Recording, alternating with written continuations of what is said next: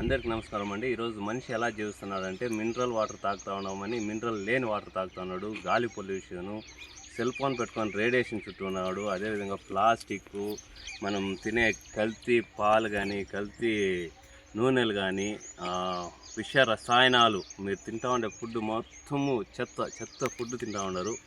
నేను చెప్పదలుచుకుంది ఏమంటే, ఒక 2-3 ఎకరాలు ఉండేవాళ్ళు 20 సెంట్లలో ఏటీఎం మోడల్ అని మీరు చూడొచ్చు అనమాట. ఏటీఎం మోడల్ అన్ని రకాలు మనం వేసుకున్నామంటే ఈ విధంగా మన కంటిన్యూస్గా తరకారి ఏదో ఒకటి వస్తూ ఉంటుంది.